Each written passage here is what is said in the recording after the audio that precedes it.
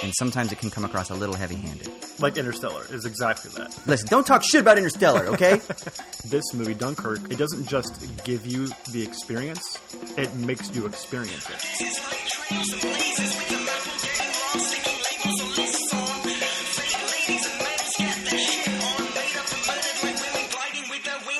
Hey, what up, everybody? Welcome to another episode of Owls at Dawn. We are just two dudes from Southern California who studied philosophy, politics, and religion around the world and decided to start a podcast where we could bullshit with impunity.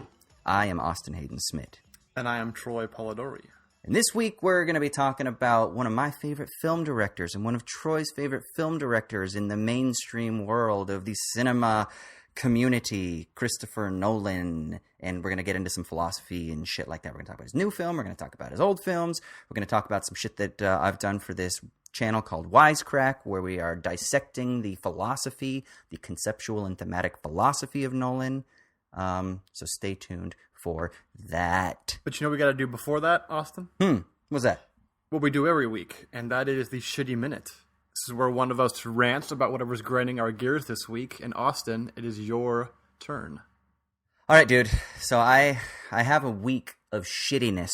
For some reason, I have a lot of stuff that I want to rant about. So it's really hard sometimes when you see things. So you're constipated, basically? I'm constipated, dude. I'm constipated. So I'm just going to take some Imodium and just butt sneeze all over. all over right now. No, here's my shitty minute. It has to do with the fact that we can't communicate or talk in life anymore without this incessant need to overqualify every fucking thing we say. So it's like, yeah, I'm a Marxist, but I mean, I'm not really like a dogmatic Marxist. Like, I don't really agree with the transformation problem. I do think the tendential fall of the rate of profit is accurate, but you know, and then it's like, well, but then I'm also kind of an anarchist. But I mean, like, I don't believe in like the Antifa, like smash Starbucks windows and stuff like that. But you know, I understand the impetus. And then it's like, oh, but yeah, yeah, I like Bernie Sanders, but like, I'm not cool with the fact that he hugged John McCain because, you know, they're all just part of this political game. Or like, yeah, the Democrats are obviously better than the Republicans, but obviously we always have to fucking qualify everything. Why can't we just understand that when I say that I do something, I'm not ascribing some sort of absolute essence that includes everything that something towards which I am doing incorporates? Is it possible that we can just assume a state of nuance, that we can just assume a state of complexity, that we don't have to just exist in this transcendental, structural, linguistic, socio-linguistic condition that is so goddamn reactionary that I have to over-fucking-qualify everything I say? And let me just qualify that I'm not really that angry when I say this. Performer's contradiction alert. Oh, God, I know. But no, really, it's so annoying, man. I feel like we can't just fucking talk. And it seems that because of this, in the true Nietzschean sense, the majority of our dialogue, the majority of our discourse is conditioned by this socio-linguistic, transcendental, structural, reactionary framework. And I think it leads to an automatic weakness in our abilities to dialogue because we spend so much time qualifying, and at the same time, I think when we spend so much time qualifying, there's a way in which we kind of diffuse our impetus, and at the same time, it sort of like presumes that we're in the wrong somehow. Like it presumes a sort of sense of guilt that I'm not sure ought to be presumed for the majority of the time. But we are stuck in this fucking reproduction of reactionary sociolinguistic discourse through incessant qualification, and it drives me fucking nuts. That was the angriest I think you've been on a shitty minute.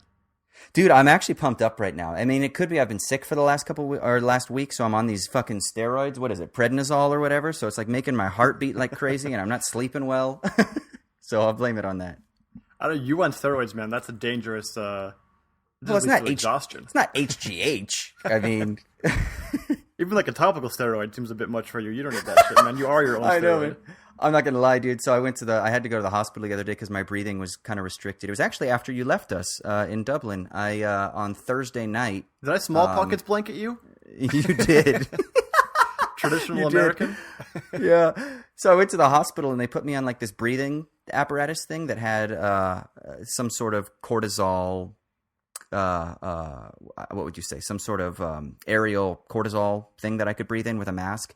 And I couldn't sleep that night. I woke up after like 4 hours, and apparently my sleep cycle was like, all right, dude, you're good. Time to be up. And my heart was pounding like crazy, and I haven't slept well for the past 5 days, actually. So, Holy shit, dude. I had no idea. yeah, I know, man. You got me sick. Thanks, dude. Correlation, causation. You know how that works. Yeah, I was thinking, as you're renting there, one of the things I enjoy so much about the classroom environment, and maybe it's even unique to community college as opposed to a 4-year university, is there's just an automatic, it seems like a norm of discussion that's just everything's open, and no one has to have a brand identity. So no one just says, oh, I'm a Marxist, and we're going to just look at everything through a Marxist lens, and it's going to be an unquestioned norm. Speaking of which, by the way, if you believe in the tendency of the rate of profit to fall, you're a dogmatic Marxist. Sorry. But yeah, there's just a norm of inquisitiveness, and we're just going to question everything and see where it goes, and we don't have to subscribe to any brand identities.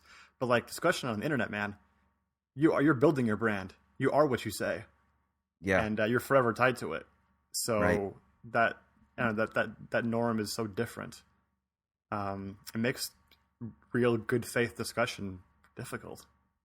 Yeah, I mean, I try not to get in elongated discussions over Twitter all that often, but I did a debate recently on the Scottish Liberty podcast. So actually, if people want to check that out, it's the Scottish Liberty podcast where I debated a guy named Anthony Samaroff about libertarianism versus Marxism or socialism or whatever. I mean, we kind of he's an anarcho-capitalist type, a Misesian, and I presented an alternative view. So just go to YouTube, check out the Scottish Liberty podcast or SoundCloud or anything like that, and check out the debate.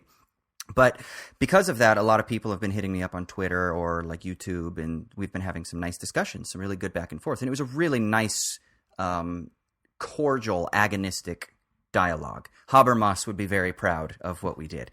But there was this one guy who's been chatting with me on Twitter, and he made a comment about how he said, no offense, but you're just a cafeteria Marxist. And in my mind, why the fuck would that even be offensive in the first place, right? As in, you just take what you like and reject what you don't like? Exactly. And I almost wanted to say, and exactly. And that was my response. I was kind of like, dude, I'm just a cafeteria theorist. And I think, and I completely get where the guy's coming from. We've had a really nice discussion. He's obviously, he's well-intentioned. He's not like, it's not like a dick baggy kind of conversation that you see so often on social media. But he said that, and in my mind, I kind of just feel that should be how we all are anyway. And if we shifted our disposition rather than working from within an expectation of sort of more rigid, let's say, brand defense and more of this cafeteria mindset, then I think that would actually really go a long way in helping us to have these types of discussions. So, yeah, I don't know, man. It's just, I've been probably for the last year or so, this has been driving me crazy where I because I'm not so active compared to so many others on social media, it's more of an observation where I've seen so many people that are like, hey, I just got to say at the outset, I don't think that everything about this, but I do think that Lenin did have some nice things. It's like, motherfucker, of course, we know that.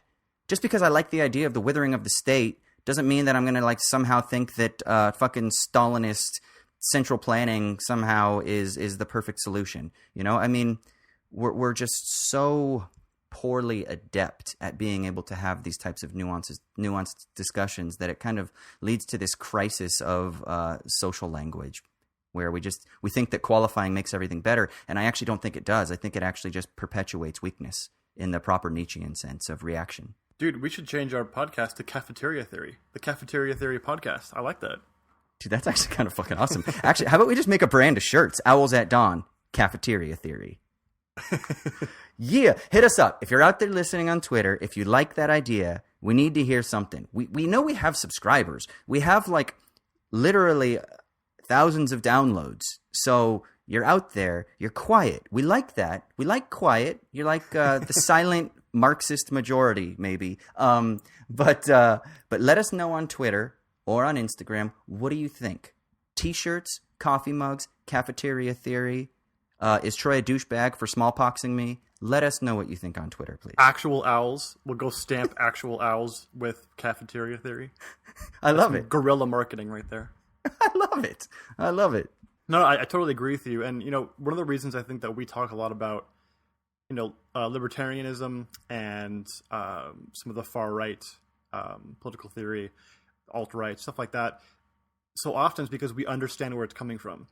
And we get why it's appealing. It's not just because someone's inherently evil or inherently racist or whatever, and so they're going to take these ideas and we're the noble, angelic, good figures who want to help the poor and whatever.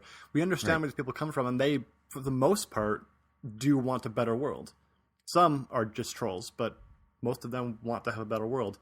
And so we want to be able to connect on that common ground, except for centrist liberals who care more about polite discourse than helping people who are less fortunate, so they can go fuck themselves. No, half kidding. But I think that can kind of be a guiding norm of the podcast. Is that we want to take the good ideas wherever they come from. Who cares who makes them or what the brand is? Right, and maybe I am so naive to think that kind of at the end of the day, I think that everyone could get on board with some sort of schematic program of a life where people are happy and there's enough resources to eat and maybe produce some art and have some good sex and eat some good food and travel to some cool locations and produce good work and have meaningful relationships and have opportunities for innovation and education or whatever it is that you're into. And at the same time, be ecologically savvy and environmentally sustainable. I think it's possible that most people, I think, are down with that vision. And I think the question is how can we then try to just find those points of connection so that we can all build to erect a similar type of vision. Now, maybe I'm full of shit, and maybe I'm just living with my head in the clouds a little bit. But you know what? It's been like 20 or 30 years or whatever it was. 30 years? 30-something years? 30 years anniversary, I think, of the Never-Ending... Wait, God damn it. 33 years of the anniversary of Never-Ending Story coming out in theaters the other day. And I'm going to pull off my bastion and I'm going to keep my head in the clouds because I'm all about preserving fantasia in the imagination. So boom! That was such a beautiful poetic reference. You remember that Never-Ending Seinfeld Story? You remember that Seinfeld episode where George wants to have sex, eat a sandwich, and watch TV all at the same time? The trifecta? Yes. That's the future that liberals want. You want the trifecta. But also include have sex, watch TV, eat a sandwich, get healthcare, and get educated all at the same time. Dude, Jubilee, motherfucker.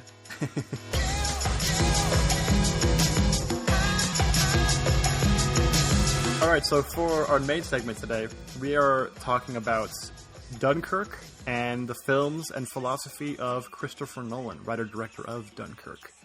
To start off, do you just want to give a sort of visceral reaction to the film, since I think we both just saw it recently? I mean, to start off, we probably have to say spoilers, right? Oh, yeah, mega spoilers. We're going to talk all about the film. I mean, if you didn't know, the Allies win World War II, so there you go. Yeah, and if you didn't know, the guys got off the beach, okay? 360,000 of them got off the beach. The man in the high castle is not actually how it happened, so...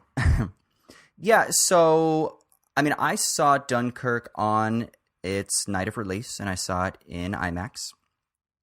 And I had really high expectations going in. I recently have been involved in producing a video trilogy for the Wisecrack YouTube channel on the philosophy of Christopher Nolan, and it's a 3-part series. The first one was released to coincide with Dunkirk's release, and you can check it out. Just go to Wisecrack. I think it's not the most recent video because they just uploaded one yesterday, but it should be the second one on the list of their videos, or just type in Philosophy of Christopher Nolan Wisecrack and you can check it out.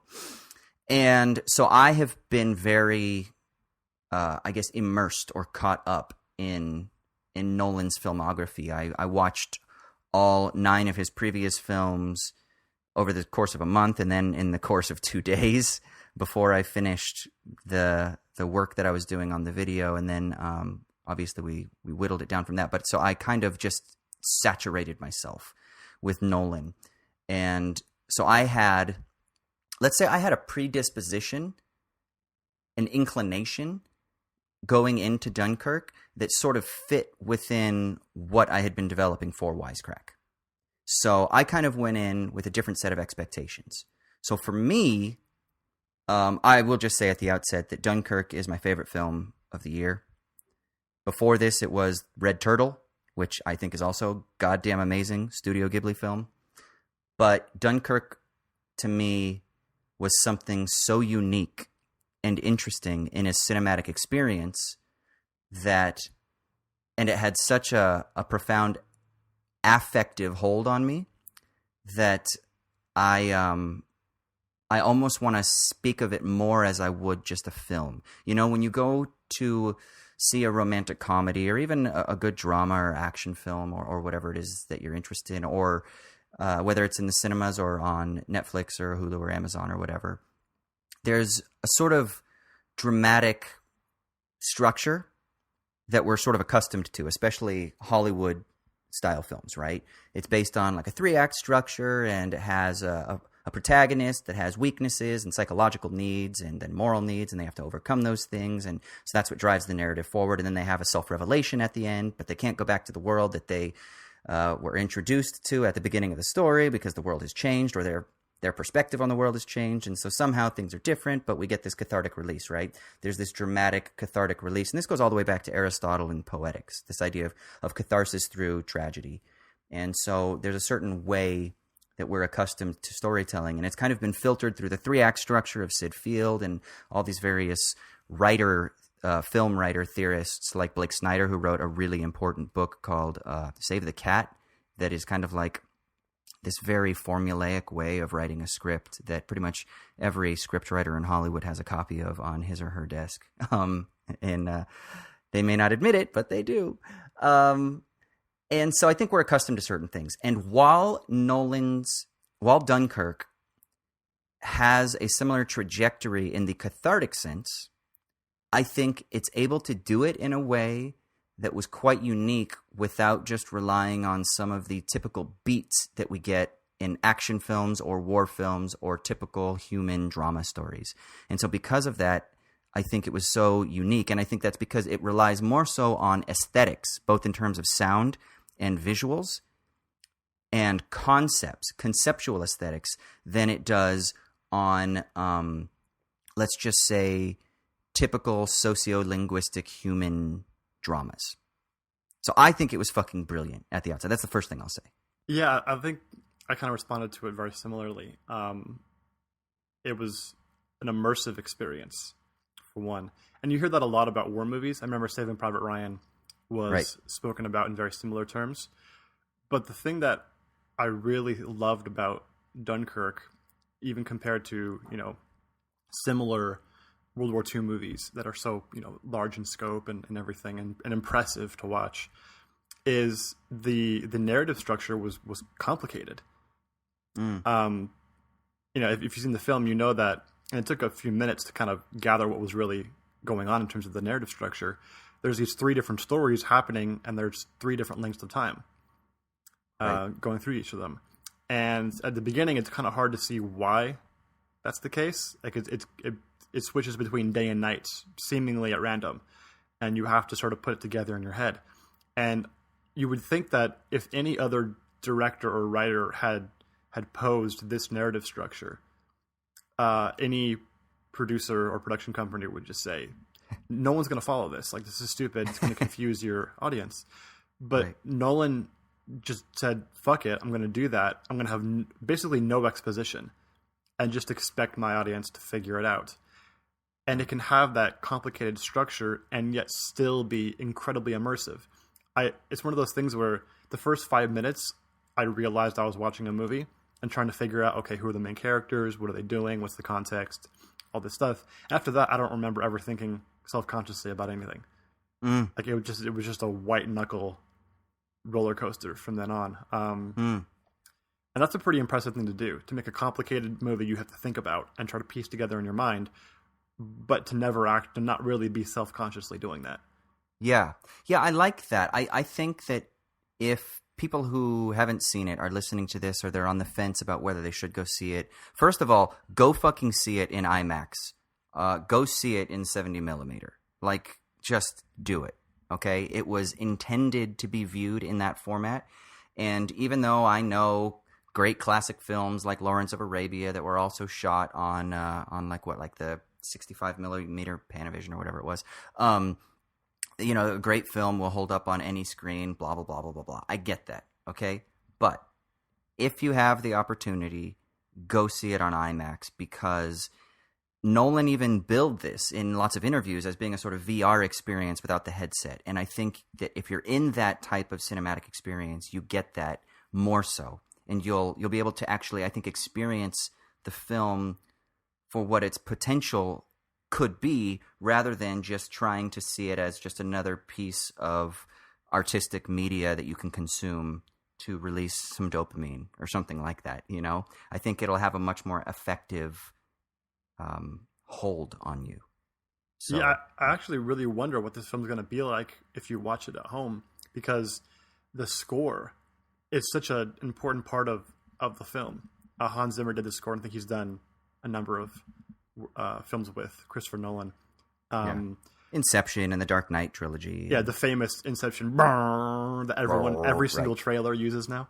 And I read an interview with Nolan on Business Insider the other day, where he talked about how he and Zimmer had worked on this before. I don't remember which film. I think Inception they did it a few times, and then a different composer with The Prestige, where he started this technique called the shepherd tone.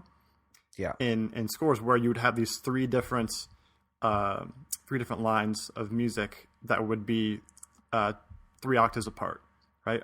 The same note, 3 octaves apart, and you'd have one ascending, one descending, and one staying the same, and that it gives this illusion of constant crescendo, constant build, and never actually reaches a peak. It just continues to go. It doesn't actually do that, but the illusion when you're hearing it is that that's the case.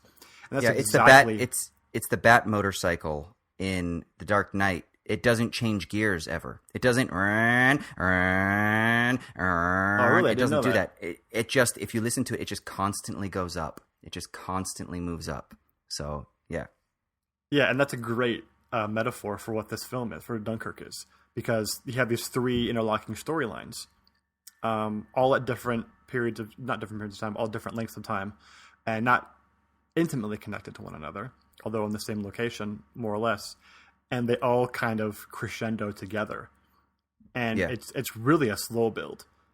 You could be forgiven for thinking in the first half an hour that not much is really happening. It's more about setting the tone of the quiet of being stuck on the beach and the looming threats and the dread and all that.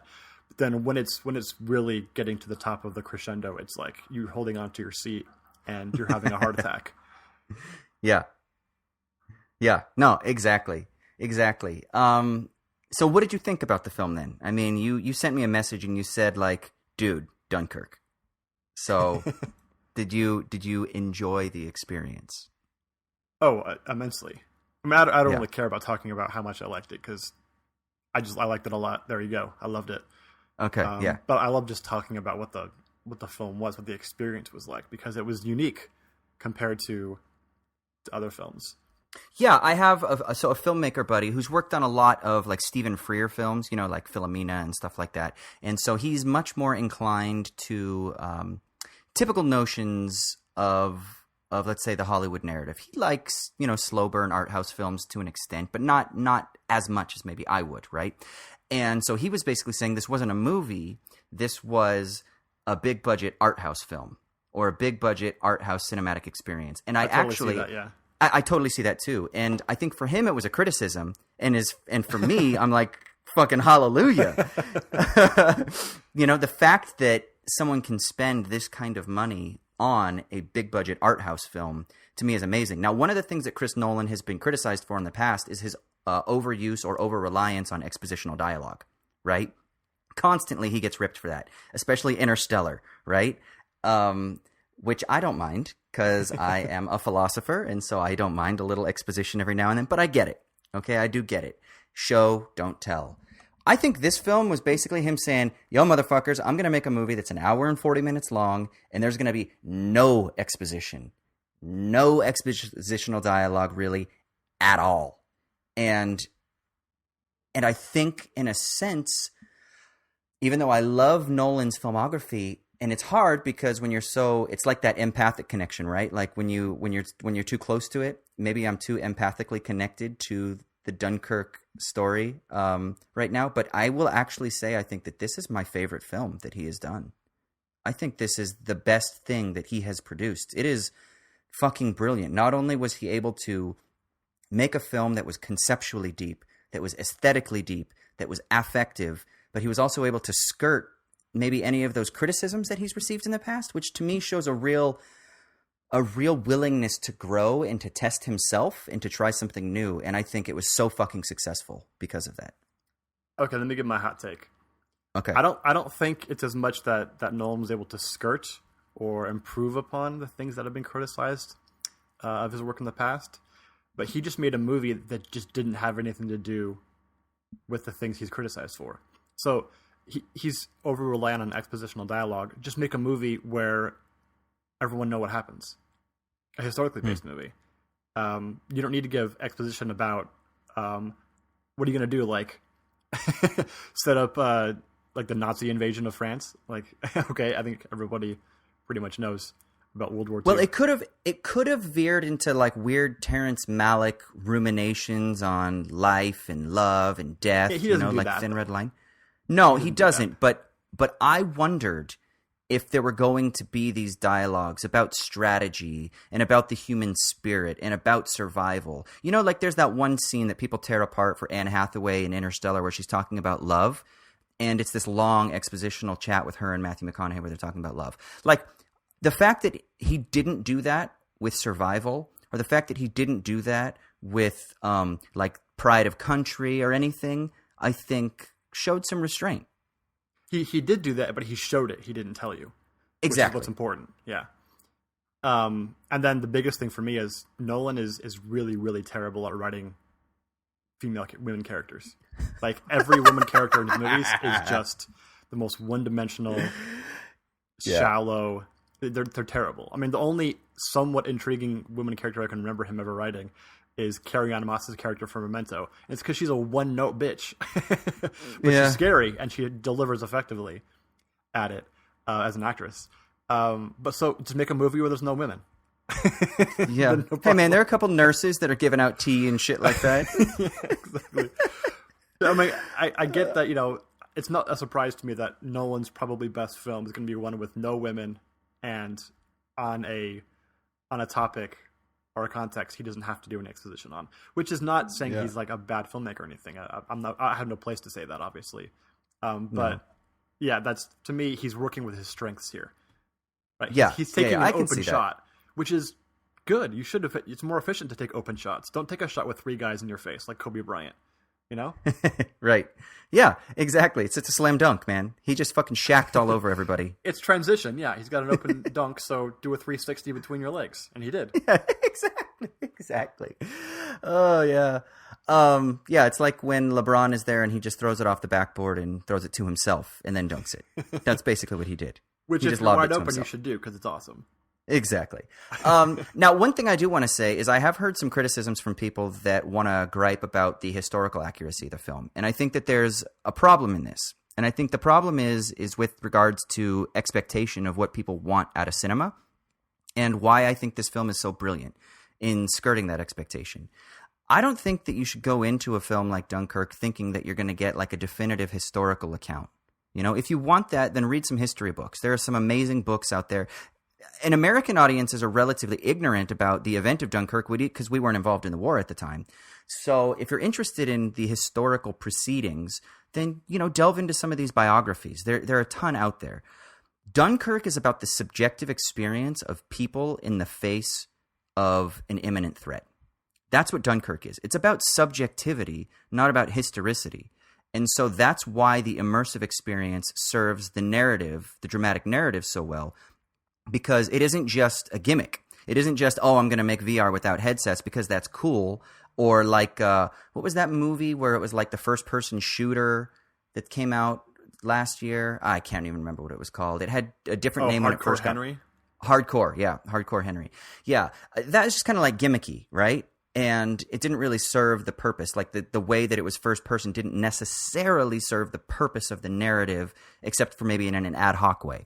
Whereas this serves the purpose of the narrative because it's about introducing audiences to affect audiences in a subjective way. And this actually goes to the heart of my series that I'm producing for Wisecrack, where I'm examining the sort of au revoir of Nolan. And I think that ultimately what he's interested in doing is kind of like the magicians in The Prestige, is he's interested in creating illusions through the power of the imagination, through the artistic medium, to affect audiences, to transform or to teach about certain notions of subjective experience in a world that is often very difficult to navigate the relation between the subjective and the objective.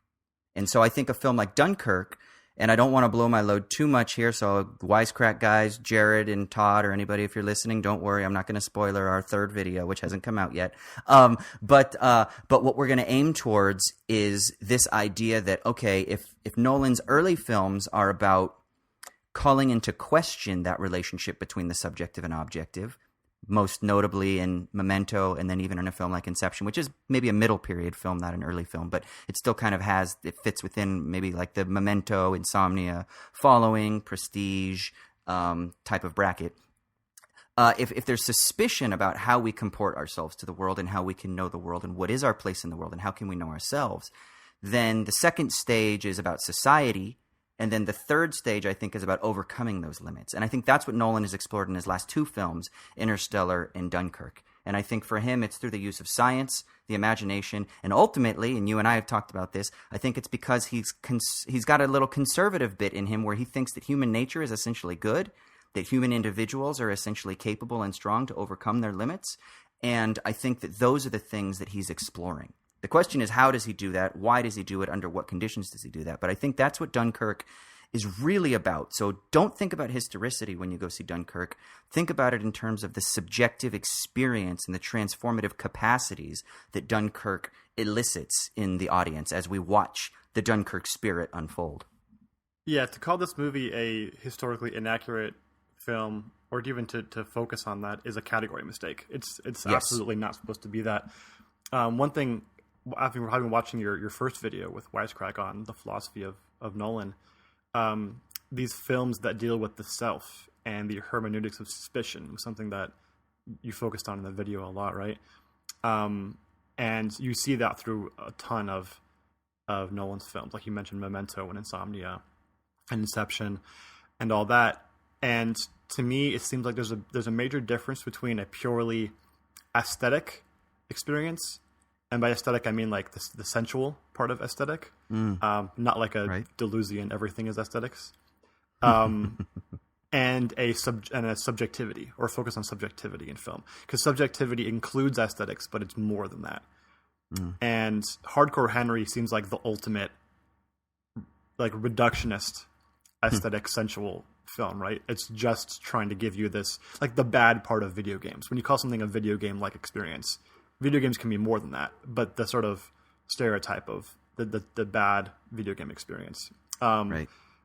Whereas this movie, Dunkirk, and I think Memento is also pretty similar, it doesn't just give you the experience, it makes you experience it in the process. And Memento does that because it focuses so much on the narrative structure, makes you have no idea who to trust, no idea if your senses are telling you the truth, because you have no context, and confuses you and puts you in the exact same state that Guy Pearce is in the film. And Dunkirk does that absolutely as well. It gives you that subjective experience, but then also places it into a much larger objective context, which is of human triumph and of sacrifice and of all that kind of stuff. The stuff that Memento didn't do, because it's much more focused on the suspicion part of it and the doubt. Right. Yeah, it's interesting. I mean, I don't want to belabor it too much, but there's because I'm not like, this isn't a film theory podcast, but there's a really interesting bit that I think a lot of people miss in Memento. When Leonard, Guy Pearce, is in Natalie's house, there is a picture of Natalie with her ex-boyfriend or whatever he is, her partner, Jimmy. And when he first picks up the Polaroid of them, he's got a mustache. And then in another shot after that, he picks up the same Polaroid again and the mustache is gone. And then in a third time, he picks up the picture again and his mustache is back. It's really interesting. Stuff like that are so subtle. So is it a continuity error? I don't think it's a continuity error. It's pretty fucking glaring when you see it, you know? So the way that he's actually fucking with the audience the whole time. And then when he goes at the very end and he makes you even question, when Leonard is remembering him like pinching his wife's thigh, but then it was him giving her a shot, but then it was him pinching her again. Wait, what was it? Was he giving her the shot? Was he pinching her thigh? Did he kill? And even though we might say, oh, he actually did kill his wife because he overdosed her on insulin, that's the objective state of affairs. Nolan isn't as interested in that. He wants to play with that relation between the how do our memories and how does the information that we consume impact our relation with the world around us. And that, I think, is so interesting to start with, you know, because it creates some serious problems. Because then you say, okay, so then what the fuck? Like, what can we trust? And we tried to make it clear. There's a disclaimer in the Wisecrack video that's like, hey, for those of you that are philosophically inclined, we're not talking about idealism, and saying that there is no objective world and that everything is just a product of our subjective creation or experience, but that rather it's about the sort of critical distancing from just a pure realist conception that my ideas perfectly correspond with the material world around us. And when you start there, then that opens to all kinds of problems. And that's going to lead to the second video, which I believe is coming out next month, that it's going to deal with the issue of society. And if that's the case, then how do you forge a society under these conditions of this hermeneutics of suspicion? And that's when we're actually going to talk about Rene Girard, hello, and the idea of like noble lies, but the idea of sacrifice and things like that kind of forge communities through violence. But then that doesn't answer the question fully either, so there has to be a third video. And the third video is where we're going to talk about Interstellar and Dunkirk now. And that's going to be this idea of the imagination, the idea of science, and the idea of the human spirit, if you will. Dare I say there will be some Plato in the second video? I mean, now that you say it, there probably should be. I'm actually not writing it. We have a lovely writer. Her name's Claire that's going to be writing the video. So the way that I did it was I was kind of commissioned by them to explore this philosophy.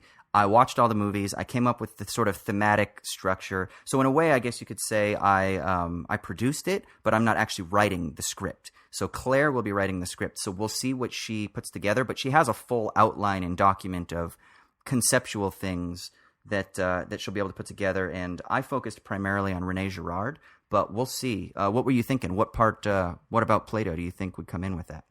I remember, The Dark Knight, the whole idea, and this is kind of in my mind right now, just riffing. We're talking about these hermeneutics of suspicion, right?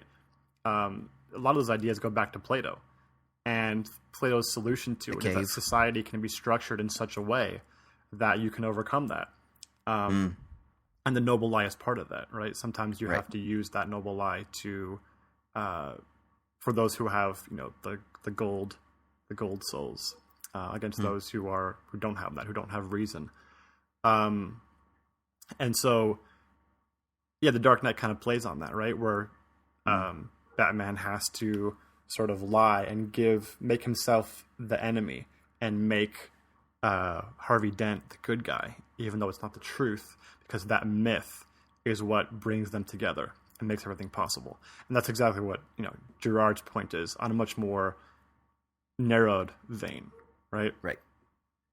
The idea of the myth of the scapegoat. Now, you, for people out there that don't know this, Troy and I used to run a blog called Subspecies No, you don't have to talk about that. Hold on. Now, you wrote a piece on The Dark Knight in, let's say, 2010, or 2009, where you said that you thought that The Dark Knight was a semiological masterpiece.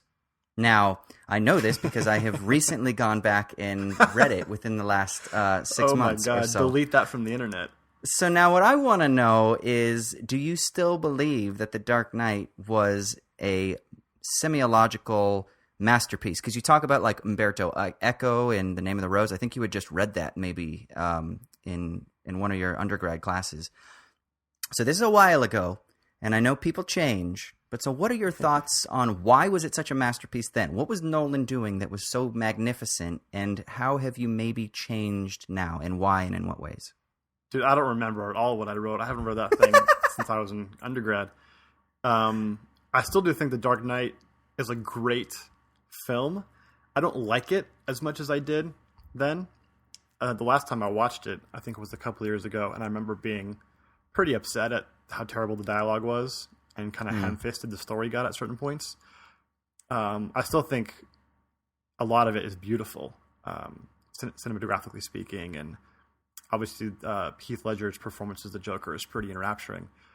Yeah, I think as sort of the structure of the film and the idea that it took these kind of naive comic book ideas and made them into basically philosophical arguments of a sort was incredibly interesting to me. You hadn't seen anything like that in a $200 million movie before. Yeah.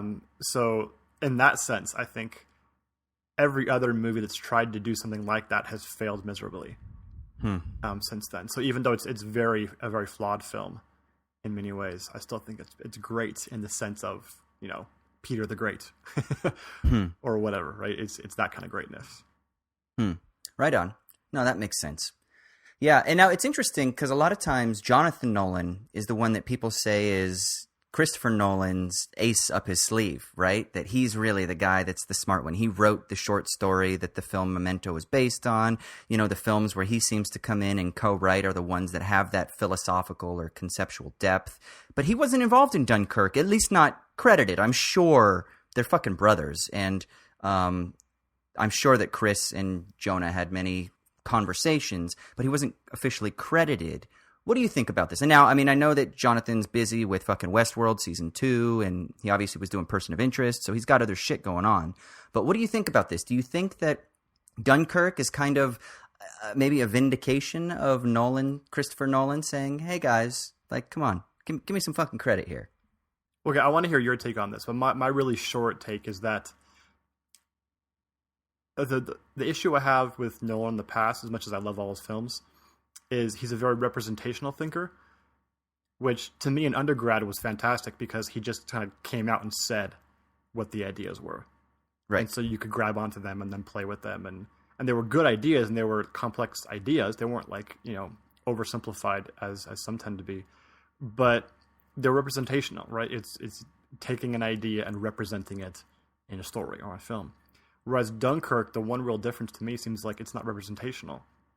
It actually puts you in the experience. It makes you have the experience of the triumph of the human spirits against adversity and all that kind of stuff, right? Which previously he may have just kind of told you about in the film. And that's obviously, I think, a much more artistic way of doing it, and it's subtle. And it's a more rewarding experience, especially when you've seen how many movies that told you about the triumph of the human spirit. It's like every war movie ever made, right? But you can make it new by actually making us experience it. That's just my real simple reaction to it. And the one thing where I see Nolan maybe improving upon things he's not been great at in the past. But what do you think? I want to hear your take. Yeah, I actually fully agree. I have been trying to figure out, I mean, I haven't spent as much time on this, but trying to figure out how I view art, and if we can say that there's maybe representational art and then maybe immanent or expressional art. I want to kind of examine those different categories. And so I fully agree with you that a film like Interstellar or a film like The Dark Knight, a film like Batman Begins, even Prestige, they are very representational. You know, these figures represent ideas. These lines of dialogue represent themes that he wants to get across to the audience. And sometimes it can come across a little heavy-handed, right? Like Interstellar is exactly that. Listen, don't talk shit about Interstellar, okay? But yes, whereas a film like Dunkirk is able to avoid that, even though we can say that Tom Hardy's character is a representative of a Spitfire pilot. And we can say that Kenneth Branagh, who's really like his character, who's fantastic in the film, by the way. I mean, they're all fucking fantastic. Even Harry Styles was fucking awesome, okay? Like, come on, dude. People got to give him good roles because he did a great job. Well, I mean, I could never realize which, like, coiffed-haired kid was Harry Styles. I couldn't figure it out. He was the one who wanted to kill the Frenchman when they were inside of the hull of the boat. Remember? Oh, the Dutch guy? Oh, no, the French guy. Yeah, that's right. The French guy, yeah. So he's French and he's quiet. Who actually, he's one of my favorite actors from stage. I can't remember his last name right now. But he originated the UK tour of Spring Awakening playing Melchior. Gabor, I believe, or maybe he was the second person. Yeah, and so now he's in a Christopher Nolan film, so he's fantastic. But no, Harry Styles was the guy that wanted to kill him. They didn't trust him because he's quiet the whole time. Okay. So that was Harry Styles the whole time. Harry Styles was not the main kind of protagonist, soldier boy. That was a sort of young, up and coming guy that had really done nothing film wise before this. But yeah. So I thought.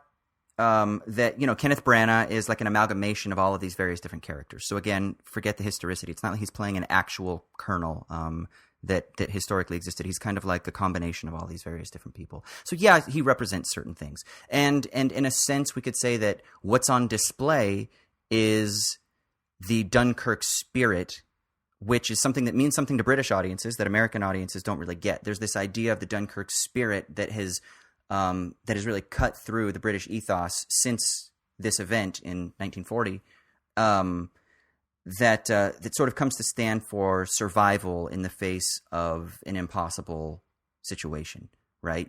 And so what you get on screen isn't so much a representation of the Dunkirk spirit, but what you get is an actual immersive expression of it. And I think that's why it has so much cathartic effect, is because you yourself, because of all the mirror neurons and empathic connections with the aesthetic medium, I think us as the audience, we're able to kind of, just in a small sense, get a little glimpse of that because we're immersed in it, rather than just simply shown it or told about it. We're actually brought into it. And so it's more expressional rather than representational. Now, I don't know if that's a really good way of describing the difference between like representational art or expressive art, but I think that that's what he was doing, is he wasn't trying to represent the Dunkirk spirit. He was simply expressing the Dunkirk spirit. Yeah, I think a really good example of that is compare the scene in Dunkirk where all the English soldiers are in the hold of the boat that's beached. And then there's someone using the boat for target practice on the outside, presumably a Nazi. And there's this debate about, do they basically send the Frenchman, who's pretended to be English, up there to find out what's happening. And compare that to the scene in The Dark Knight where you have those two boats that the Joker has rigged with bombs or whatever, and then if one blows the other up, then that one will go free, but if neither do, then they both die or something. And then, which is a very, I don't know, it came across to me as a ham-fisted way of kind of talking about the difference between deontology and consequentialism. Basically the Joker just like almost says it, like, this is a philosophy lecture, like intro to philosophy lecture. And Batman's like, no, they'll be good, I believe in them. And it's like, oh my God, really? And then the noble prisoner with the face tattoo saves everybody's lives. It's like, oh my God. Because again, people are essentially good for Nolan. Yeah, it's like, oh God, seriously. But the way Dunkirk did it, it didn't come across at all like it was lecturing you. You were feeling like you were one of the soldiers. Both like you were the one who was scared for their lives because they're going to die, and the one who doesn't know English, and so he's trying to hide and just trying to survive, and the one who's like, this is horrible, we can't do that. What are we fighting for if this is what we do? All while you're in a beached boat trying to wait until it gets taken in the water so you can go back home. Like, that's the craziest fucking stupidest thing ever. But it makes sense because what else are you going to do? Yeah. In that situation. Yeah, just all those factors together made you feel like I understand empathetically what these people are feeling, rather than just telling me something about the nature of human beings. Exactly. And that's why it's not a historical work, it's a subjective work. You know, and I think that's ultimately what it is. You know, there's a scene where one of the soldiers on the beach, they're stranded on this beach. They're enclosed on all different angles from the enemy coming in, which is really interesting. They never actually say who the enemy is. It's just this sort of, or show them. At the very end, there's a silhouette when Tom Hardy kind of sacrifices himself. That's right, you see a very, very end. But even what a great shot too that was of Tom Hardy and the plane on fire. Oh my God, dude! Beautiful. I just got chills right now thinking about it. I cried like a little bitch during that part. But so they never talk about it. It's just this amorphous enemy, which I think is actually lovely. I think it's actually brilliant and beautiful because, again, it fits into this more conceptual, expressive rather than representational and historical motif. And what you get is so there's this one bit where this soldier he like strips down in his clothes. You know, you get some of the young guys, they're sitting on the beach and they're kind of just looking there, just like saying, "Fuck, what are we gonna do? We're stranded." And this one soldier is like, "I'm just gonna fucking start swimming." He doesn't say anything, but they just like look over and the soldier takes off his clothes and he just goes into the water and he starts swimming. Whether that's to die, to kill himself, whether that's to just give it a go and say, "Hey, fuck it, it's only 25 miles or whatever it is, or 25 kilometers. I'll try and swim the channel." Or what is it that he's doing? Apparently, that's an actual account that Nolan received from interviews that he did with Dunkirk veterans. And a lot of the stuff that you get in the film were similar to that. The hiding in the boat, some of the kind of little nuances of people, you know, like at the very beginning, the French guy that steals the English guy's uniform, and then he buries his body, stuff like that are accounts that were first-person accounts that were actually given. So what you get then again is much more this immersive, subjective spirit of the Dunkirk event rather than an historical representation of themes, ideas, or I guess let's say historical sequences. And that's really interesting. But now I do want to say one thing, and I want to ask you, what do you think about Nolan's politics? The sort of triumphalism of Churchill and the good guys versus the bad guys. Did you get a little bit of that at the end? What did you think? Yeah, I mean, I don't know that it was focusing so much on that.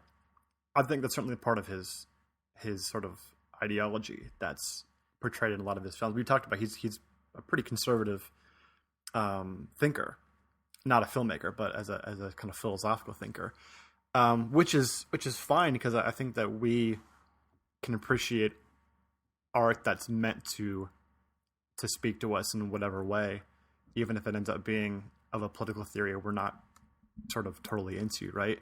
And we can bring that up and criticize it if it's done extremely well, and it cares about some ends that we agree with, which I think, even though we're lefties and we're kind of into Marxist theory and politics and stuff like that, doesn't mean you're gonna hate on like the triumph of the human spirit. Exactly. There's a place for that, and fuck yeah, in any kind of theory. I mean, I'm a Sartrean before I am a Marxist, you know? And so ultimately, like, human agency is something to me that we have to preserve, that we ought not to. Like, as much as Althusser is interesting to me, I think the structural Marxists kind of err to one side, and we can't go into full economism or structuralism, you know? Human agency is important to preserve. Yeah, I mean, as much as we fall into that kind of political theory, our religious background, I think, feeds so much more into what we value. And that's certainly a thing that I think is lacking in a lot of leftist thinking and political theory, which Nolan has a lot of that pathos and stuff too, probably directed towards different ends than we would want. But what did you have in mind as far as the triumphalism in Dunkirk?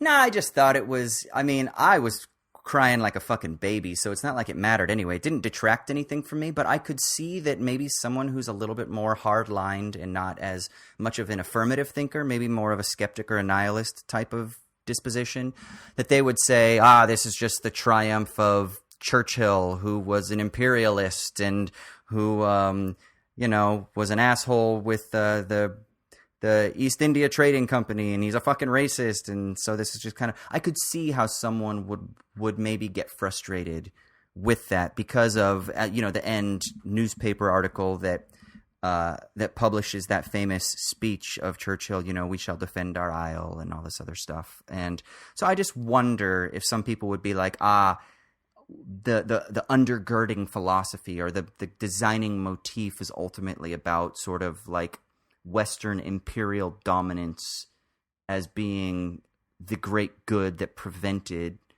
the evils of the rest of the world, without having a critical view on what that imperial dominance also did in a negative sense. Yeah, I mean, I don't know about you, but I just can't get down with people who can't have both those things. Agreed. If you can't make room for... There are good things that can happen even in oppressive systems. And you can name it as an oppressive system, and you can fight against it and try to bring down or reorganize that system while admitting that good things can happen. Human contact, human flourishing can happen in fits and starts in that. If you don't think that's true, then that seems to me you don't even care about the human flourishing in the first place. Like, what even is your end at that point? What is your goal? Just to have just to break down the class system for its own sake? Or because you think doing that would get you towards an end or goal that's worthwhile, that's valuable in and of itself? Yeah, and again, I don't want to sound like a broken record, but I think that's why we can't treat this film as a historical piece, but rather it has to be understood as an aesthetic and conceptual piece, because I think we can, in some ways, detach the historical things that we would want to maybe that we would want to associate World War II with. And I think we need to kind of detach some of those things, some of the lesser things, the things relating to empire that we would want to criticize, and at the same time we can retain just that affective, subjective experience of what does it mean to fucking survive? What does it mean to be a human? What does it mean to care about your brother? What does it mean to risk your life for somebody else? What does it mean to experience shell shock and be confused? And what are the consequences of war? And what does it mean for how human beings can overcome some of the most daunting, imminent, impossible foes that they're faced with? And I think that, this is going to sound maybe like hokey, but even in an era where we're talking about like, climate change and political desperation, there's something about the Dunkirk spirit that can infuse through all of these different historical and geographical sites, right? That can help us to kind of hopefully overcome these things that are confronting us from without. Yeah, to put it really simply, Dunkirk spirit is inherently good. The problem is when it's reserved for your tribe and it becomes particularistic. And I think our goal would just be, let's find the source of that spirit, let's find the impetus for it, and let's try and construct it in such a way that it's universal. Like, it's as simple as that. It's simple, but it's hard, right? What do they say? It's not complex, it's simple, but it's still fucking hard. Oh yeah, it's incredibly difficult to figure out how to do that and the methods and all that, but I don't think to gather the big picture in your mind doesn't seem all that difficult. I will say, I think, and maybe I'm just naive again, but I do think that going to experience a film like Dunkirk actually changes us. It creates these like micro psychobiological shifts in our brain that can actually change us in particular ways and help to rewire or rewrite certain neurological, psychological, biological, structural, and linguistic codings that can actually shift our dispositions in particular ways. So that's why I think also that a film like Dunkirk is immensely important. I don't think everybody that sees it is going to be like, it's time to start the revolution, universal love for all. But at the same time, there are people that this is going to be just another instance of them kind of having God, I want to use the word nudge, but then I'm going to be thinking about that fucking stupid business book that came out a couple of years ago where they were talking about like neuromarketing and shit like that and trying to nudge people to modify their behavior. So I don't mean it like that, but there is a sense in which there are these I called this in my research micro psychobiological shifts. They're these small psycho and biological, because they do take place at the neurological level. And then at the same time, there is a sense in which there's a phenomenological experience, or let's say a purely subjective experience, like a qualia, right? There's a qualia experience that shifts when we experience something like this. And if we can chain a bunch of these different experiences together throughout our lives, that can kind of shift our subjectivities.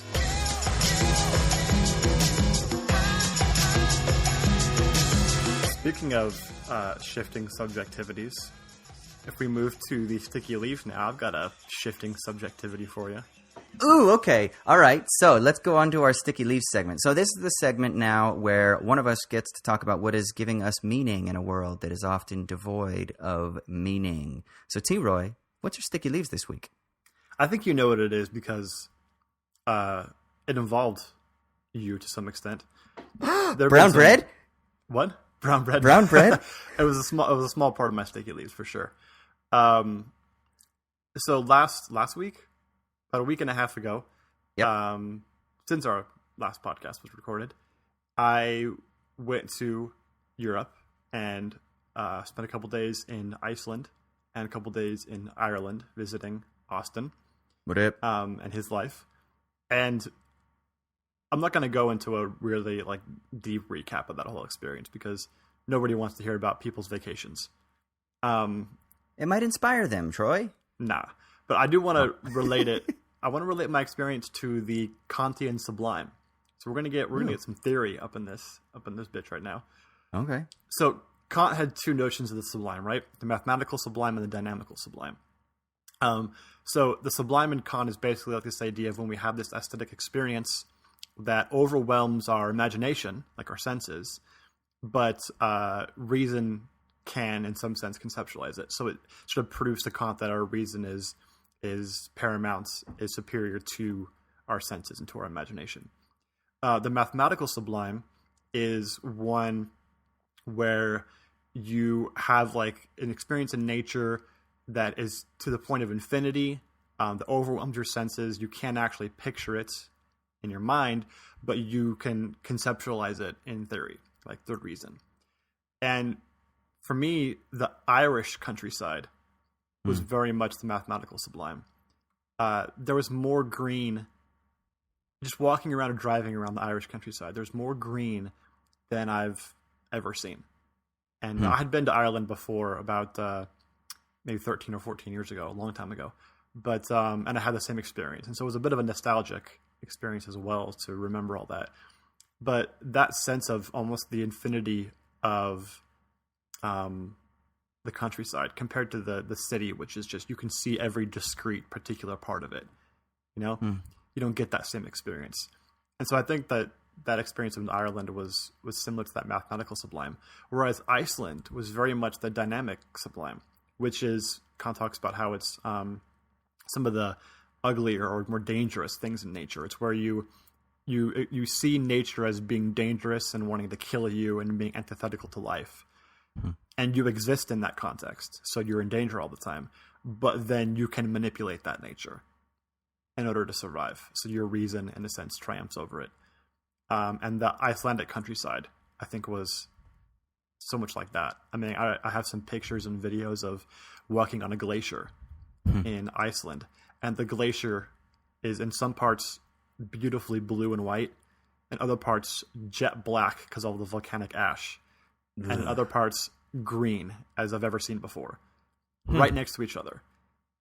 And it was like this incredible juxtaposition. And to think about all the violence that's had to occur to create this atmosphere that I'm now trouncing on, you know, just walking on in my Vans, is pretty incredible. I mean, just Iceland in general, the countryside is just covered in lava, volcanic rock. And there's basically no indigenous life, animal, vegetative, whatever, vegetal. It's just not there other than the grass, I guess. It's pretty stark compared to anywhere else in the countryside where you have so much more life. It seems like an alien world, like pictures you'd see of an exoplanet in some other solar system. That's what the Icelandic countryside looks like. So those experiences to me were things that I'll never forget, and that I love about visiting other parts of the world that have just different environments and atmospheres. It can give you a sense of the world that's a unique experience and unique to being human. Like no one else gets to have a subjective experience like we do. That's pretty cool, I think. Now, do you... Yeah. Let me chat real quick. The album that I was listening to on this vacation, I just want to give a plug right here because it's legit album. Everything. They're a English kind of indie electronic art pop band. And they released an album. I've been a band that I liked for a long time. They released an album a couple of years ago called Get to Heaven that I just never got to because there's too much music out there. And the album is fucking fantastic. Like, it's happy and it's danceable and like you want to get down to it. And I was listening to it a lot the first few times on the plane and, hanging out at our Airbnb and stuff in Iceland. And it was so happy and I was into it and it was setting the mood. And then the more I listened to the album, it's really dark. Like, it was written during a lot of the beginning of the Brexit stuff. And the vocalist, Jonathan Higgs of the band, remarked on how he wrote a lot of the songs to be about kind of UKIP and a lot of people that he knew being sort of brought into this whole nationalist kind of view. And he knew that he hated it, but he wanted to understand how people could get into that, because he knew that that's part of, he could do it too. He said at one point that if something that was more to my liking had this same sort of nationalistic framework, I could probably be caught up into it too. And I hate that that's true, but I know that it is because it's just a human reaction. And so I wanted to make an album that was kind of upbeat and happy and danceable, but then really dark at the same time, and to bring that juxtaposition together. And this is probably one of my favorite albums of the year, even though it came out a couple years ago. And it really kind of set the mood for the whole thing, because my experiences in Europe were pretty similar, like the great juxtapositions of the experience. Now, there was a band that you were telling me about, Mod, when we were walking, remember, down in the cow fields, and you were like, oh, have you heard of this band? And it was like something Mod is in the title. Does that not sound... What was the context? For what reason? Fuck. I don't know. We were walking down in the cow fields, and I wish I could remember, and I didn't write it down when you told me about it. But you were telling me about this band, an English band. I think they're a contemporary English band, and like Mod is in the title, or something about Mod. Mod? I mean, I probably should talk about the cows, because we were talking. Yeah, talk about the cows. Talk about the cows and the brown bread. I was talking about the Cows, the '90s band, the great band. Oh, okay. I thought you meant like literally the cows. The mathematical sublime of the cows. The cows. Now, do you think that you can make such distinguish, or do you think it's a distinction, I should say, between those two modes of the sublime, or do you think that's an abstraction that's purely analytical, but that they sort of inhere in real material terms, that they sort of inhere within themselves? What do you mean? So, like, you experience the mathematical sublime simultaneously with the dynamical sublime, and that it's only upon reflection through analysis that you can abstract that there's a sort of difference in your experience of sublimity, but that in real material terms, they influence one another, they affect one another. Maybe you're experiencing both at the same time even. It's just that you might not be aware of the intensity that you're experiencing the dynamical versus the mathematical, or vice versa. Oh yeah, for sure. I mean, I could tell you immediately, just upon immediate reflection, that the two countries gave me very different experiences. Just being out in nature with them. But to actually conceptualize them, no, I mean, even now it's pretty kind of ham-fisted and whatever. But I don't know, it's fun to think about. I was having these immense aesthetic and sublime type experiences. So just kind of thinking about it afterwards made me think, hey, could this fit into this system? Yeah, maybe. Yeah. Yeah. Either way, it's legit, and you should go to both Iceland and Ireland because they are beautiful countries in very different ways. Yeah. Come say what up to me if you're in Dublin, peeps.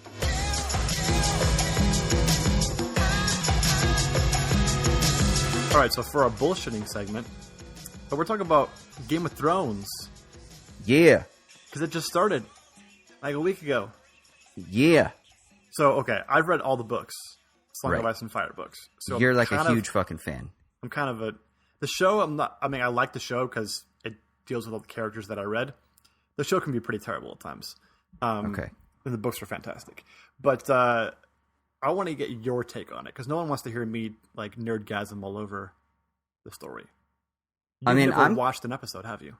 I watched the first, 10 minutes of the first episode. There's something about, I think there was, a snowy field. Yep. And, maybe... Snow in summer.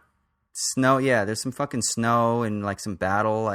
Maybe some people got chopped up. I don't really remember. I fell asleep, and then I've never picked it up. And it's not because I'm not interested. I mean, I guess it is because I'm not interested. Because you do what you like, right? And apparently I've devoted my time to other things. But, I have a modicum of interest in seeing what all the hubbub is about. But at the same time, I kind of think that when people get all super into something like this, that it kind of just it strikes me as being very cultish sometimes. And so I'm kind of I don't know, man. It's seriality on full display, and I have an immediate averse reaction to that. But I will say this. So I logged into a Twitter the other day, and one of my buddies tweeted something about, is the guy's name Grey Worm? Yeah.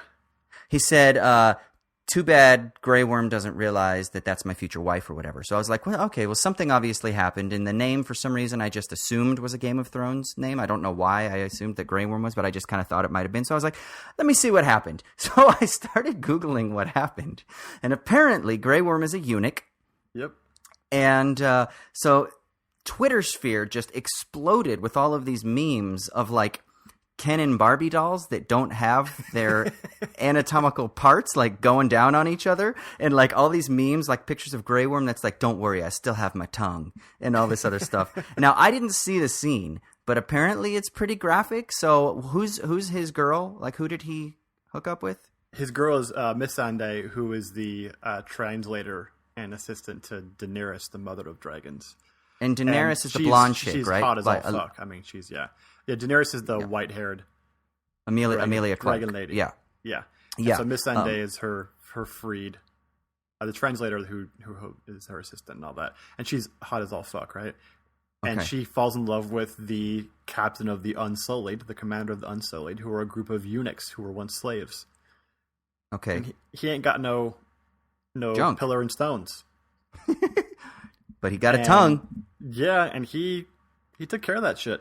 Is this the first representation of sexual encounter for a eunuch in mainstream television or cinematic history? Oh, that's a very interesting point. I do not know. I mean, it's got to be one of the most popular, right? Yeah, I mean, because they devoted a full 5 or 6 minutes to it. It wasn't a throw-off scene. They really invested into it. It had nothing to do with the rest of the story. It was just for its own sake. I mean, was this blue is the warmest color intensity of sex scene? No, not at all. Okay. It wasn't even extreme HBO. Okay. I heard that his speech that he gave was the kind of pinnacle of the scene, more so than the actual sex. Yeah? He gave some sort of really heartfelt speech to her or some shit like that? I don't know. Yeah, I mean, heartfelt in comparison to how he normally talks, which is not at all. Oh, okay. Okay, cool. So it was a very emotional moment. Yeah, it was a fan service moment because everyone had been shipping that for years and years. Okay. Yeah. Now, is that in the books? Does that happen? Well, the show is beyond the books. Oh, that's right. It is. Okay. Yeah, so we have no idea. But yeah, that was legit. That's cool. See, I don't know. I mean, I dig dragons and shit like that. I dig. I mean, I guess it's not Middle Ages, but it looks like it's Middle Ages, right? It's not on Earth. Type of. Yeah, it's not on Earth, but it kind of has that weird Middle Age, you're wearing armor and riding horses and stabbing people kind of vibe. Yeah, the technology is about the level of the Middle Ages. Yeah, so I dig that. Historical time period, and so I feel like the show has so many elements that I would like totally vibe with. But at the same time, I've also heard that it's quite an investment. If you really want to like know what's happening at every moment, yeah, it's a pretty intense investment for a TV show. Here's the thing, though. So you mentioned that the whole like everyone has to like it thing is like a picture of seriality. Yeah, I think you're right. I like to think of it as, and people have said this before, that it's kind of post-critical, and that you can't even really criticize it or submit to critical analysis because it's like a cultural event. It's not really meant to be good. It's meant to be like meme-worthy and a thing that everyone talks about. I kind of likened it to a Kanye album. Like ever since My Beautiful Dark Twisted Fantasy, a Kanye album isn't meant to be good or meant to be judged in the same way as other hip-hop albums. It's meant to just be an event. It's meant to like have an effect on the world. It's kind of post-critical in that way. And so I think of Game of Thrones, the show, as being kind of like that. I'm not sure that's meant to be good. The dialogue's very expositional and ham-fisted. The acting can be utterly terrible at times. But it's gotten to the point where it's more of an event than it is an actual story, I guess. Yeah, so Sartre talks about the difference between what he calls a collective and then an indirect gathering. And for him, an indirect gathering is a form of serial sociality that exists, obviously when he was writing Critique of Dialectical Reason in the late 50s. So he wrote it in between 57 and 60 was published. The first volume was published in 60.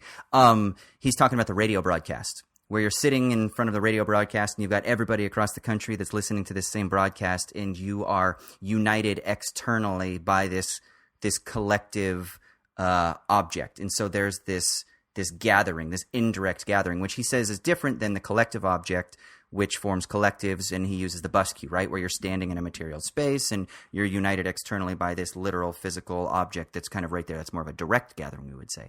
So I feel like the TV series phenomenon that you're describing is very much kind of that indirect gathering. And so when I say that it has seriality, I'm bemoaning it to an extent, but at the same time, we live under infinite conditions of seriality. You can't ever get out of seriality. So in a sense, I'm bemoaning it, but in another sense, it's kind of just the fucking de facto state of affairs. So you've got to just figure out how to wiggle out of seriality and find those interstices of freedom from within. Yeah, it's kind of like a holiday gathering. Like, it's not meant to be fun or good for you, but you just kind of do it. It's like a wedding. You can be the asshole who like goes and gets Chinese food on Christmas because you hate everybody. Austin, not watching Game of Thrones. I know. It's like a wedding, You just kind of partake in the social ceremony that humans have partaken in for centuries. Or you can be the asshole that just has like a Buddhist monk that says, "Hey, do you guys like each other?" while you're standing on a beach in Thailand, I mean, whatever. Which I'm kind of cool with that. All right, so Game of Thrones, don't judge it, don't criticize it. It is what it is. It's terrible and great at the same time. But, you should read the books. So I'm just putting that out there. Yeah, how many books has Martin finished? 5. Okay, and how is he going? There's the thing I don't understand. Like, is he just going to be copying the show, or is he going to be like, "Fuck you guys, I'm doing my own goddamn thing"? Oh no, I mean the storyline. A number of the storylines are completely different in the books, so it's going to end, I think, very differently. Probably some of the key things, like what happens to Jon Snow and Daenerys, will be what happens in the books, but almost everything in between, I think, will be different. So then, does that mean that he's basically creating a perfect condition for a trilogy of films? That's what it sounds like. So the TV series will do its thing, and then someone will come along, and with the intellectual property of the books that he writes subsequently, that those will be turned into films? Well, that's all assuming he'll finish the books, which he won't because he's going to die first. Oh, well, yeah. Yeah, that sucks. How is the he pessimistic old? part of me. No, he's just really large. Oh. And old. Dude, get on a diet, homie. We need you around to finish the series. People have tried, trust me. Yeah. He's too busy at the cons. All right, that's enough geek talk. You want to throw it to Michael for This Week in Hip Hop? Yeah. Michael, what's going on this week in hip hop? With first-class legroom, big cocktails for everyone, and a schedule you can depend on. Hello, Owls of Dawn. This is Michael Burns with This Week in Hip Hop for the last week of July. I hope it's not terribly hot where you are. It's terribly hot where I am, and that sucks. But, you know, we got to do what we got to do. So this week, 2 projects came out that I enjoyed and cared about a little bit. Maybe you will also enjoy and care about these a little bit. One of these, if you don't care about, fuck you. One, if you don't care about it, I get it. But let's start with the big release of the week. Tyler, the Creator. New full length. The full title is Scumfuck Flower Boy. If you look it up on Spotify or iTunes or Napster or wherever else, it'll just say Flower Boy.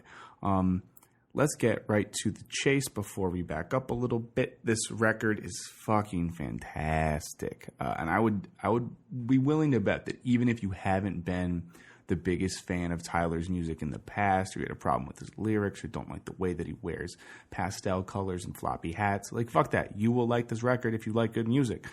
Obviously, we know Tyler, the Creator, from Odd Future, kind of the figurehead behind that. We know him for a lot of controversies. Some of his lyrics have gotten him in trouble before. He's been accused of homophobia in various lyrics. He's been banned from some countries. If I get this correctly, I think at various points he was banned from both Australia and England.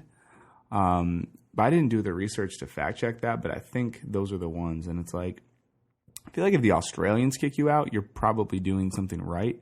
And if the Australians really want you there, you're probably doing something wrong. Shout out to any Australian listeners. I think your country's full of garbage people, but I'm sure you're great. But enough about that. So Tyler is obviously a controversial figure. That doesn't really matter right now. What matters is the music's really good. And I think if you're a music person, you will like this record because you hear Tyler transitioning from a period where he was not mimicking, but really wearing his influences on his sleeves, right? And anyone that's ever listened to Tyler's music or his production knows that for him, it's all about that Neptune sound, NERD, Pharrell, that whole little circle. Those are his musical idols. Of course, Tyler's someone that doesn't really do sample-based production. He mostly uses live instrumentation. And in some of the previous work, he's done a really great job of creating sounds that sound like they would fit, you know, on an NERD album from 10 years ago. And that's no diss on him at all because the shit sounded beautiful. At this point, it seems like he's really worked through that influence to the point where we now know what Tyler sounds like, what sort of his moves are musically. And it's really fantastic on this record. And the mix of programmed instrumentation, live instrumentation, different types of vocals, different textures, it's just awesome. And the word that I kept thinking about listening to this is just lush. The production is just so lush and it's so breezy at certain times. When he needs it to be, it can get aggressive and urgent. But overall, with like one exception, this record just has such a consistent vibe throughout it. You have some features on it. The 2 notable ones, I guess the 3 notable ones would be the young man Jaden Smith. We got Frank Ocean on there. And we got Lil Wayne on there. And more on Lil Wayne in a second. This is one of those records where I shit you not, I just think it's good from start to finish.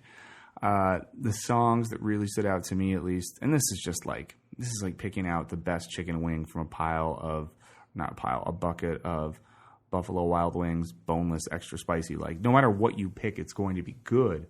But I'd say, like, See You Again, it's really dope. Pothole's great. Boredom might be my favorite on the record. And then Dropping Seeds is great. And Dropping Seeds features Lil Wayne. And in 2017, I don't know about you, but when I see Lil Wayne listed as contributing to a song, I do not have high expectations at all. He hasn't rapped well in quite a long time. And on that DJ Khaled, I'm the One song that he's currently on that's on the radio, he's just like an auto-tuned parody of his old self. And it's really fucking sad. On this one, it's a good Lil Wayne verse. Somehow Tyler did this. I mean, on his last record, I think Tyler probably got the last good Lil Wayne verse and the last good Kanye verse. Shots fired, come at me. But damn, Lil Wayne sounds great. And I don't know what it is, but Tyler might be the Wayne whisperer or something like that. Or maybe he just, waters down his lean so it doesn't have as much of an effect. But that's really great. So real quick, let's just listen to a snippet of Boredom off Tyler, the Creator, Scumfuck, Flower Boy. Boy, my bedroom flows a serial burial. I'm serious. I ate them all, dry boxes, bodies, yeah, I call them. If we're talking about real meals, that's my stomach, he ain't soft. I've been in this fucking room so long, my eyeballs are turning to drywall. My friends suck, fuck them, I'm over them. Hi, y'all ain't hit me all day. What the fuck is the problem? Is it me? Cause I'm not solved. I'm bored.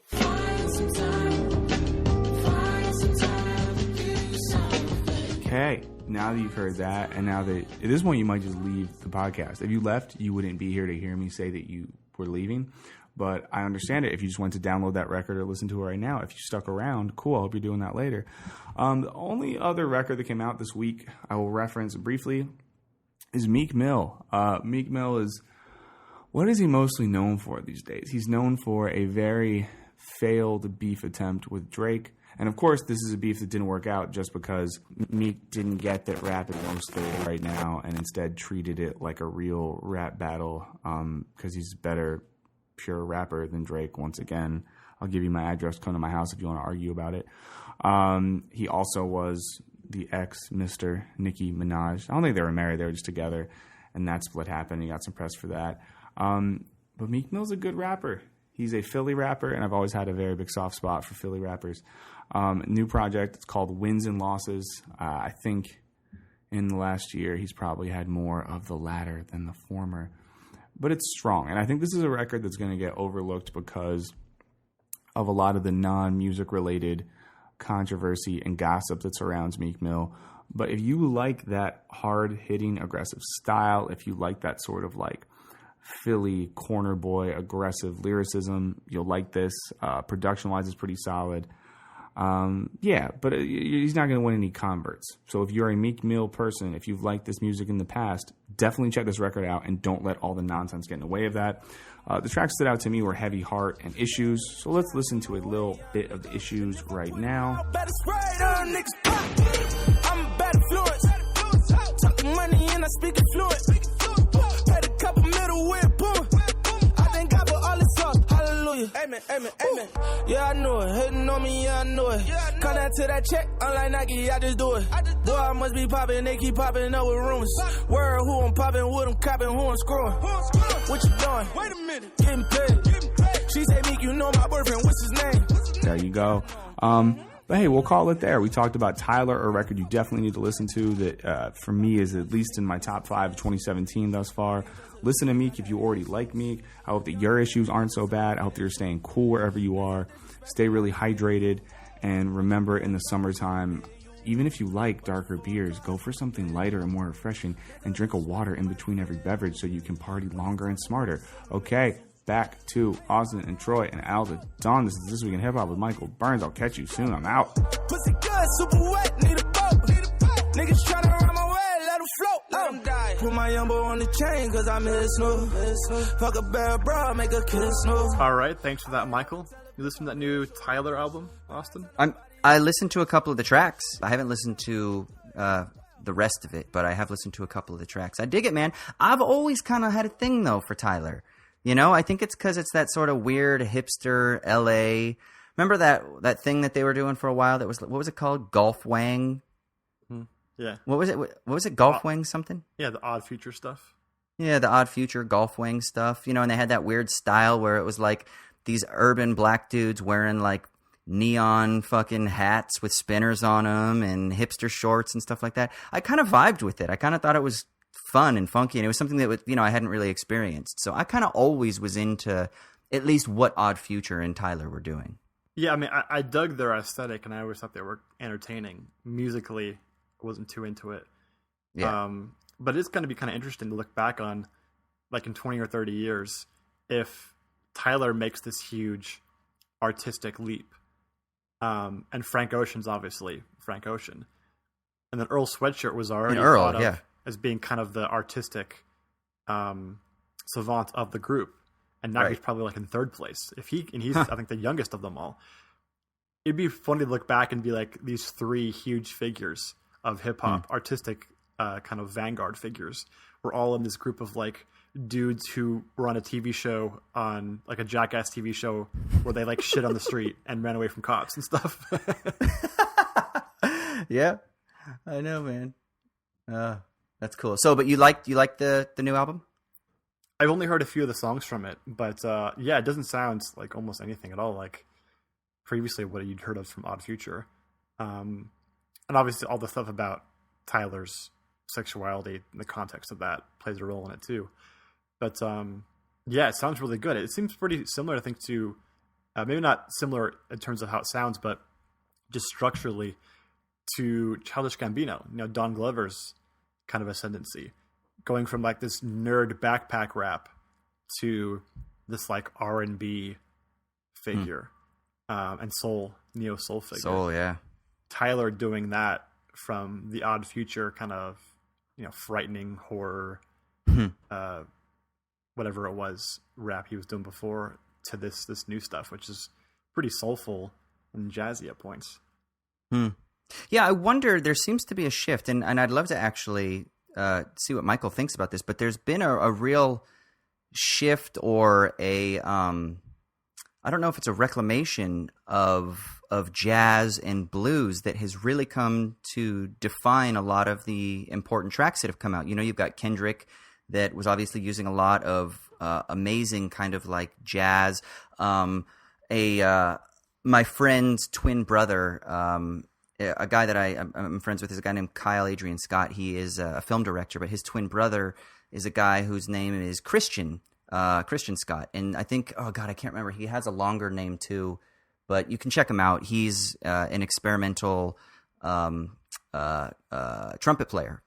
And he's gotten really popular too. He's, done a lot of collaborations with hip hop artists and shit like that, and has been nominated for like Grammy Awards and shit. And so there seems to be this interest in jazz that is kind of fusing into sort of mainstream hip hop that is really cool, because jazz is oftentimes considered, or soul are oftentimes considered like more like outliers, right? Like they don't really seem like mainstream pop, but now they're kind of being used, and maybe they always have been, and maybe I was just unaware of them, or maybe there's just a sense in which there is more of an interest now in a contracted sense than previously. But I think it's really cool. I do dig it, because I think as art forms, jazz and soul and blues and R&B are things, and I don't mean R&B like Usher singing "You Got It Bad" necessarily, but D'Angelo. Yeah, exactly. So I think that there is something really interesting in the sort of the music cultural scene right now. Yeah, I mean, I don't want to over theorize it or whatever, and I don't know enough about it to really speak to too much of this, but jazz has had a long history in hip hop, from like A Tribe Called Quest and jazz rap of the 90s. The native tongue stuff was all about jazz and bringing some of the more traditional African American music into hip hop. And then in the like late 90s, early 2000s, hip hop became so commercialized, and like Eminem was the leading hip hop superstar, and he's white, obviously, right? So I wonder if it kind of lost a little bit of that like inherent blackness to the music. And now that's like roaring back. I mean, you can't listen to a Kendrick album and not know this is a black man talking about being black. Like it's explicit, right? And there's still stuff like some of the pop rap is not about that at all, right? But the really seemingly vanguard hip hop music is bringing that particularism back, it seems. And with that comes the particularism of hip hop musical styles, from the neo soul stuff that we're seeing, even like Anderson .Paak and otherwise, to jazz, and even gospel, like with Chance the Rapper, right? So go listen to that new Tyler album. You can find us on Instagram and on Twitter at owls_at_Don. Also, if you can go on iTunes and drop us a 5-star review and rating, that would be wonderful. And check out Austin's Wisecrack video, The Philosophy of Christopher Nolan. Das Vidania, Amerikanski.